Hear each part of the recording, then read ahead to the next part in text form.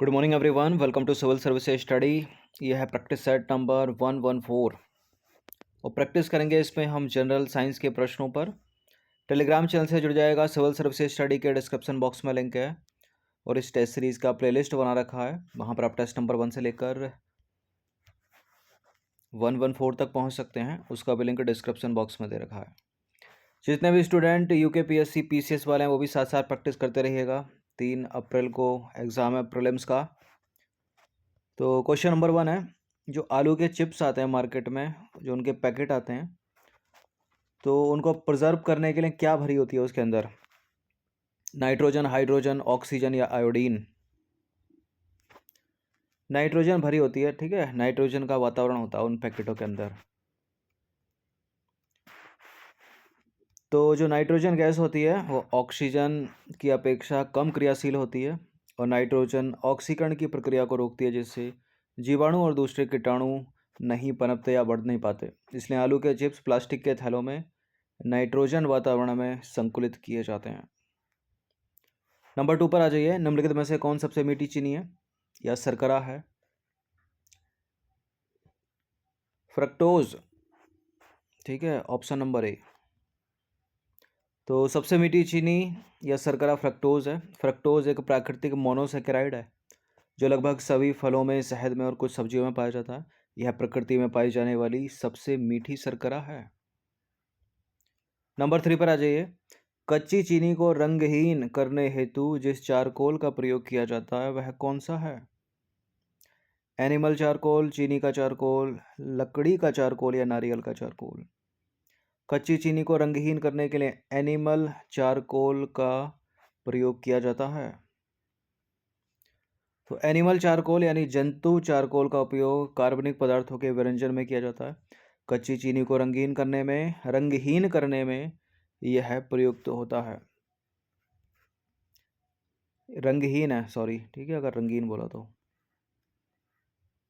Number 4 पर आ जाइए। निम्न पदार्थों में से कौन सा पदार्थ खाने की वस्तुओं के परिरक्षण में प्रयोग होता है? यह प्रश्न बड़ा पूछा गया एग्जाम में।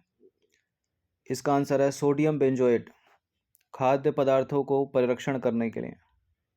तो सोडियम बेंजोएट का जो उपयोग है व्यापक रूप से खाद्य परिरक्षण में किया जाता है।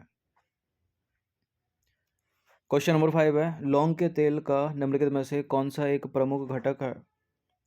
लौंग के तेल का इनमें से कौन सा एक प्रमुख घटक है?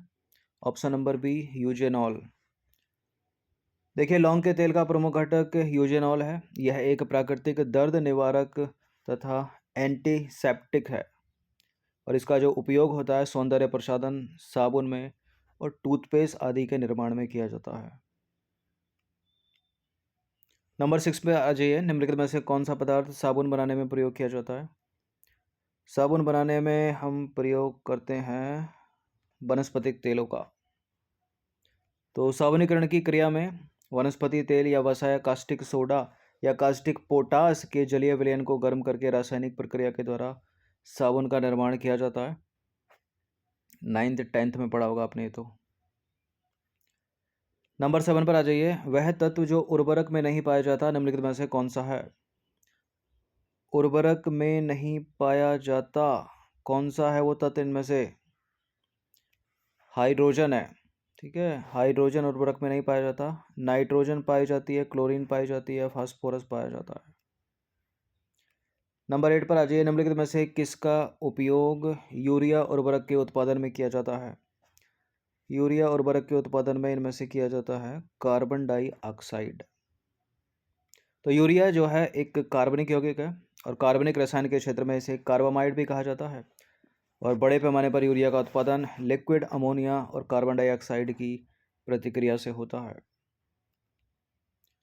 क्वेश्चन नंबर 9, निम्नलिखित रासायनिक उर्वरकों में से कौन 20 डिग्री सेंटीग्रेड पर जल में अपेक्षाकृत अधिक घुलनशील है? कौन सा है? यही है यूरिया। तो रासायनिक उर्वरकों में 20 डिग्री सेंटीग्रेड पर यूरिया जल में अपेक्षाकृत अधिक घुलनशील होता है। क्वेश्चन नंबर 10, निम्नलिखित में से जिस रूप में पौधे नाइट्रोजन प्राप्त करते हैं वह है? ये इंपॉर्टेंट है प्रश्न, कई बार एग्जाम में पूछा गया है। इसका आंसर है नाइट्रेट। नाइट्रेट के रूप में पौधे जो है वो नाइट्रोजन प्राप्त करते हैं। तो वस्तुतः नाइट्रेट नाइट्रोजन तथा ऑक्सीजन के सहयोग से बने हुए यौगिक होते हैं। वनस्पतिक वृद्धि के लिए पौधे को नाइट्रोजन की आवश्यकता होती है और पौधे इसकी पूर्ति जो है वायु अथवा जल में घुलनशील नाइट्रेट से करते हैं। ठीक है, जो नाइट्रोजन नाइट्रेट के रूप में होती है। यूरिया है, क्या है यूरिया? पादप हार्मोन्स है, एक ऊर्जा शोषी पदार्थ है, एक नाइट्रोजन युक्त अकार्बनिक पदार्थ है, नाइट्रोजन युक्त कार्बनिक पदार्थ है। चलिए ए और बी में से आंसर है। यूरिया एक नाइट्रोजन युक्त कार्बनिक पदार्थ है। तो यूरिया एक कार्बनिक यौगिक है। कार्बनिक रसायन के क्षेत्र में इसे कार्बामाइड भी कहा जाता है और यूरिया में 46.7% नाइट्रोजन एमाइड के रूप में उपस्थित होता है। ह्यूमस उदाहरण है किसका? मृदा संरचना का, क्रिस्टलॉइड का, इनमें से कोई नहीं, या जैविक कोलाइड का। ह्यूमस ह्यूमस जो है एक जैविक मृदा कोलाइड का उदाहरण है। नंबर 13 पर आ जाइए। निम्नलिखित में से कौन रासायनिक उर्वरक नहीं है? रासायनिक उर्वरक इसमें यूरिया है, सुपर फॉस्फेट भी है, पोटेशियम नाइट्रेट भी है, सोडियम सल्फेट नहीं है। तो यूरिया हो गया, सुपर फॉस्फेट हो गया, पोटेशियम नाइट्रेट हो गया, ये सब रासायनिक उर्वरक हैं, जबकि सोडियम सल्फेट रासायनिक उर्वरक के रूप में प्रयुक्त नहीं होता है। नंबर 14 पर आ जाइए। सोडा वाटर की बोतल खोलने पर निकलने वाली गैस निम्नलिखित में से कौन सी होती है? क्या निकलती है इसमें? Carbon dioxide, option number A. तो सोडा वाटर की बोतल खोलने पर निकलने वाली गैस कार्बन डाइऑक्साइड है, जो उच्च दाब पर सोडा बोतल में अंतक्षेपित की जाती है। नंबर 15 पर आ जाइए। निम्नलिखित में से किस यौगिक का उपयोग अग्निशोधक कपड़ा बनाने में किया जाता है? अग्निरोधक कपड़ा यानी फायर प्रूफ क्लॉथ बनाने में किसका उपयोग होता है इसमें? एल्युमिनियम सल्फेट का। तो अग्निरोधक कपड़ा बनाने में एल्युमिनियम सल्फेट का प्रयोग किया जाता है। ऑप्शन नंबर डी इसका करेक्ट आंसर हो गया। क्वेश्चन नंबर 16 है। निम्नलिखित में से कौन एक शाकनाशक का उदाहरण है? शाकनाशक यानी हर्बिसाइड। हर्बिसाइड है इसमें, option number A, sodium chlorate. तो शाकनाशक ऐसे रसायन होते हैं जिनका प्रयोग कृषि क्षेत्र में अवांछित खरपतवारों को नष्ट करने के लिए किया जाता है और विकल्प में सोडियम क्लोरेट इसका उदाहरण है।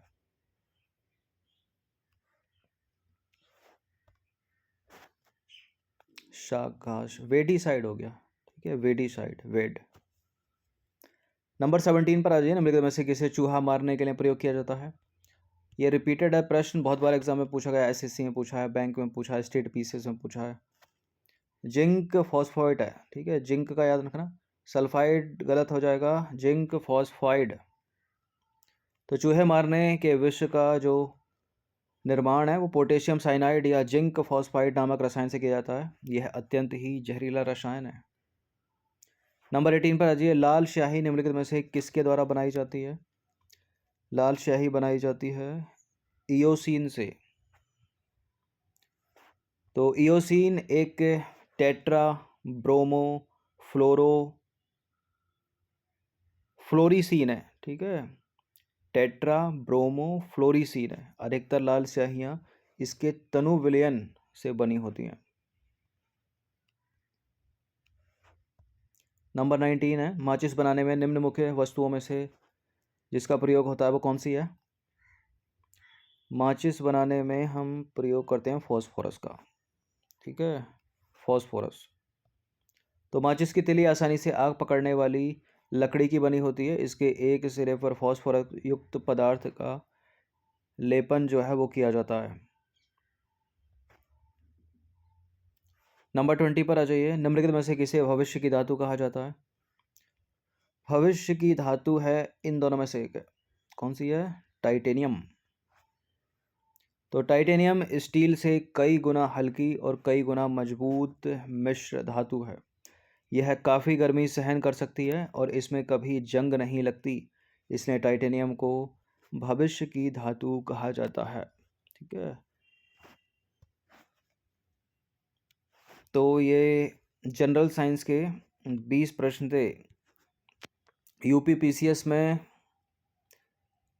2015, 16, 14 इनमें जनरल साइंस के प्रश्नों की संख्या 28 से 32 तक होती थी। कुछ सालों में घटी है, लेकिन 20 से 22 तक आज भी पूछ जाते हैं, क्योंकि प्रश्नों की संख्या यूपीपीसीएस में 150 है, अधिक प्रश्न है। तो इन सब की प्रैक्टिस कर लीजिएगा। धन्यवाद।